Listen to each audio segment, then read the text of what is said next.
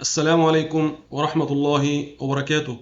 الإخوة والأخوات الكرام، أهلا ومرحبا بكم في خاطرة إيمانية جديدة بعنوان غياب الرقابة الأسرية. الحقيقة إن موضوع النهاردة مهم جدا جدا جدا، لأن هو بيمس كل بيت من بيوتنا، بيمسنا على المستوى الشخصي. وكمان غياب الرقابة الأسرية ده مش مجرد خطأ بسيط، ده وباء صامت بيهدد بيوتنا ويضيع ولادنا من غير ما نحس. في الفيديو ده هنكشف 6 محاور أساسية بتوضح حجم الكارثة، وهي غياب القدوة وغياب الحوار وخطر التكنولوجيا وأصدقاء السوء والإهمال العاطفي وكمان ضعف الوازع الديني. هنسمع آيات وأحاديث نبوية وقصص حقيقية هتهز قلبك وتخليك تعيش معايا كل كلمة. ده مش مجرد محتوى توعوي، دي صرخة إنقاذ لأسرنا. لو بتحب ولادك فعلا لازم تسمع الفيديو ده للآخر، ما تخليش بيتك يكون جزء من الكارثة. بس قبل ما نبدأ رحلتنا حبيت أفكر حضرتك تعمل لايك وتشترك في القناة لو لسه ما اشتركتش، وتشارك الفيديو، يمكن تكون سبب في إنقاذ جيل كامل من الضياع. تخيل معايا بيت شكله من بره جميل، جدرانه متزينة وأهله ظاهرين للناس عايشين حياة مستقرة، لكن من جوه في صمت، في جفاف، في أولاد تايهين من غير توجيه. هنا فعلا بيبدأ الخطر. احنا عايشين في زمن بقى فيه الموبايل والتلفزيون هم المربيين الحقيقيين لولادنا، مش الأب ولا الأم. زمن غابت فيه الرقابة الأسرية، فظهرت مشاكل أخطر من المخدرات، انحراف أخلاقي وأفكار هدامة وإدمان سوشيال ميديا وتمرد على الأسرة. غياب الرقابة الأسرية مش مجرد خطأ عادي، لكنه خيانة للأمانة اللي ربنا حملنا بيها. النهاردة هنتكلم عن 6 محاور أساسية، كل محور بيكشف لنا وجه من وجوه الأزمة. خلينا ندخل في أول محور، بس قبل ما نبدأ اسأل نفسك، هل حضرتك قدوة لعيالك؟ هل انت عارف ابنك بيكلم مين؟ بنتك بتحكي مع مين؟ لو مش عارف يبقى لازم تسمع الفيديو ده للآخر. وأول حاجة هنتكلم عنها النهاردة وهي القدوة المفقودة في البيت. قال الله: يا أيها الذين آمنوا قوا أنفسكم وأهليكم نارا. والنبي صلى الله عليه وسلم قال: كلكم راع وكلكم مسؤول عن رعيته. يعني القدوة هي أول درس بيتعلمه الطفل قبل أي كتاب أو مدرسة. الولد أو البنت بيشوفوا أفعال أهلهم قبل ما يسمعوا كلامه. لو الأب بيكذب، إزاي هيمنع ابنه من الكذب؟ ولو الأم مش بتحافظ على صلاتها، إزاي هتطلب من بنتها الالتزام؟ غياب القدوة يا جماعة بيخلي الأولاد يعيشوا في تناقض، يسمعوا وصايا في النهار ويشوفوا عكسها بالليل، وده بيولد جيل مشوش فاقد الثقة في أقرب الناس ليه. القدوة مش مجرد سلوك فردي، دي رسالة حياة بتتوارث من جيل لجيل. وهحكي لحضرتك قصة صغيرة. شاب في بداية العشرينات اتقبض عليه بتهمة النصب الإلكتروني. في التحقيق قال: أنا ضحية قدوة غلط. أنا شفت أبويا بيغش قدام عيني، كل يوم أبوه كان بيزور أوراق في شغله، بيكذب على العملاء، بياخد فلوس مش من حقه. الولد اتربى على إن الغش شطارة والكذب ذكاء. كبر وهو شايف الاحتيال أسلوب حياة. النتيجة دخل السجن وضاع مستقبله. ووقتها أبوه بكى، لكنه أدرك إن دموعه متأخرة جدا. واللي عايز أقوله لحضرتك، يا أب ويا أم، أولادكم مراية ليكم. اللي بتعملوه النهاردة هيتكرر فيهم بكرة. لو عايز ابنك يصلي لازم يشوفك بتصلي، لو عايز بنتك تتحجب لازم تشوفك بتحترم حجابك. ما تلوموش ولادكم قبل ما تبصوا لنفسكم. القدوة مش اختيار، القدوة قدر ومسؤولية. وتاني حاجة هنتكلم عنها النهاردة وهي غياب الحوار بين الآباء والأبناء. قال الله: واخفض لهما جناح الذل من الرحمة. والنبي صلى الله عليه وسلم قال: ليس منا من لم يرحم صغيرنا ويعرف حق كبيرنا. رواه الترمذي. الحوار مش ترفيه، الحوار حياة، من غيره البيت بيتحول لسجن صامت. الولد أو البنت بيحسوا إنهم مش مفهومين ومش مسموعين، فبيروحوا يدوروا على بديل، صديق سوء أو شخص غريب على الإنترنت. الحوار بيبني الثقة، والثقة بتمنع الانحراف. الأهل اللي ما بيسمعوش ولادهم بيدفعوهم يسمعوا غيرهم. الحوار يا جماعة مش ضعف، الحوار أمان. وهحكي لحضرتك قصة صغيرة. بنت في سن المراهقة حاولت تحكي لمامتها إنها بتتعرض لمضايقات من زميل في المدرسة. الأم قالت: مشغولة دلوقتي يا حبيبتي. البنت سكتت لكن جواها بركان. مع الوقت لجأت لصديقتها اللي نصحتها تهرب من البيت وتبدأ علاقة محرمة. النتيجة إنها وقعت في مشاكل نفسية وجسدية خطيرة. كل ده كان ممكن إنها تتجنبه لو الأم سمعت بس 10 دقايق. واللي عايز أقوله لحضرتك يا أب يا أم، أولادكم مش محتاجين محاضرات، هم محتاجين يسمعوا كلمة أنا سامعك. الحوار بيمنع كارثة قبل ما تحصل. الكلمة اللي بتسمعها النهاردة ممكن تمنع دمعة بكرة. افتحوا قلوبكم لأولادكم. الحوار مش رفاهية، الحوار أمان. وتالت حاجة هنتكلم عنها النهاردة وهي التكنولوجيا بلا متابعة.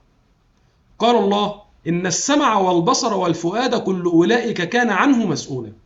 والنبي صلى الله عليه وسلم قال إن الله سائل كل راع عما استرعاه. رواه ابن حبان.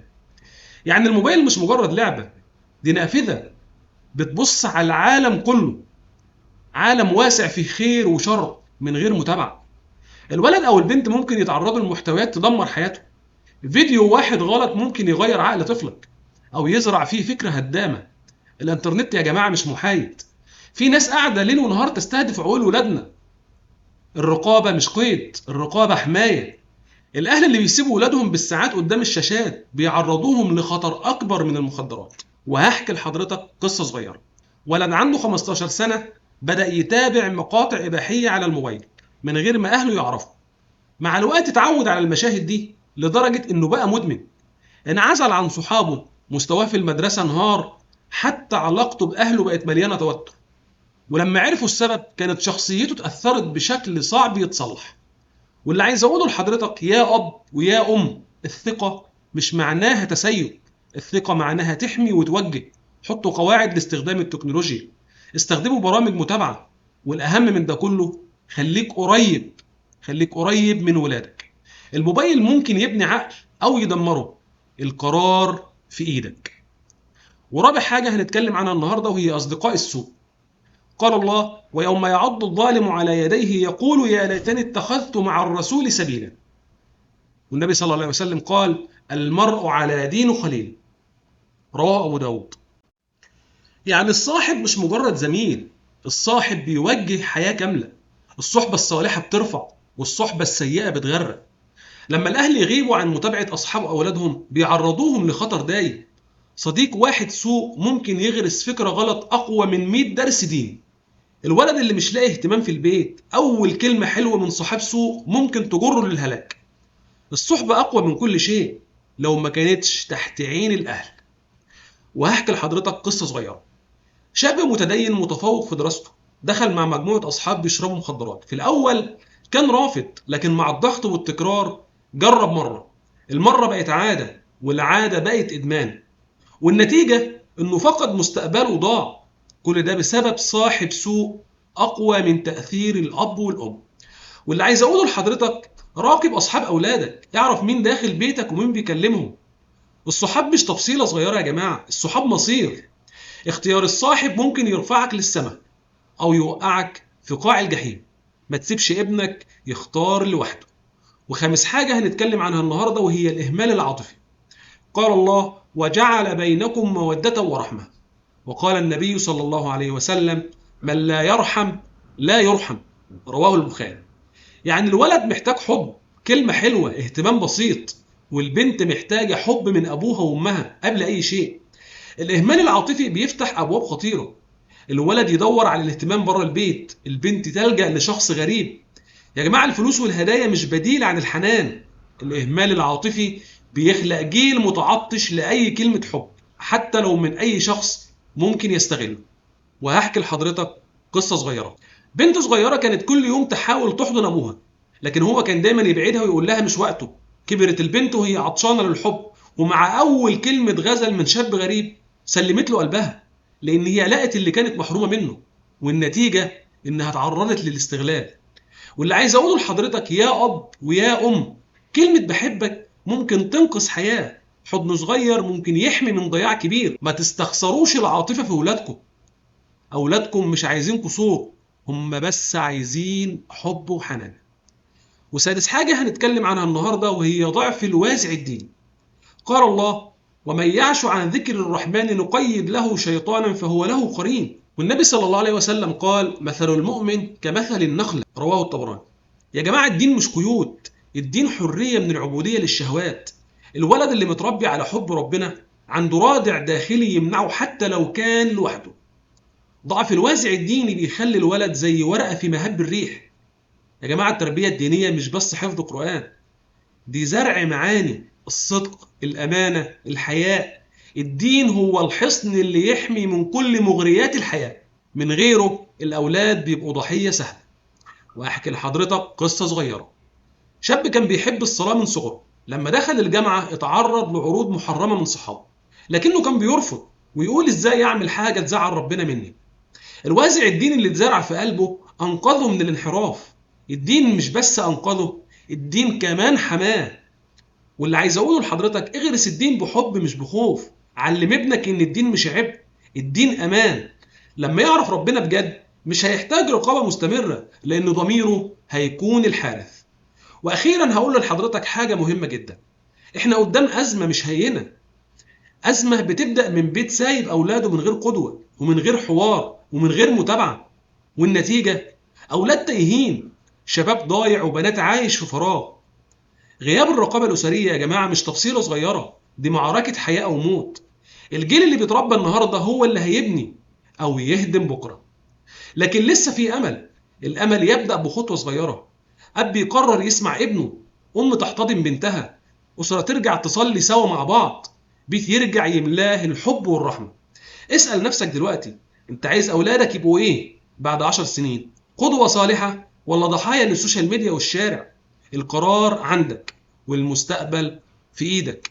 وأخيرا أدعو الله، اللهم اجعل أبناءنا وبناتنا هداة مهتدين غير ضالين ولا مضلين.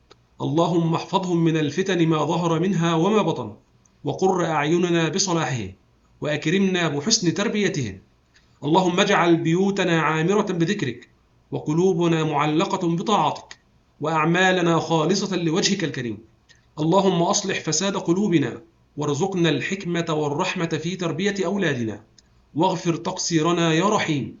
اللهم اجعلنا قدوة صالحة، ولا تجعلنا سببا في ضياع من استرعيتنا، برحمتك يا أرحم الراحمين.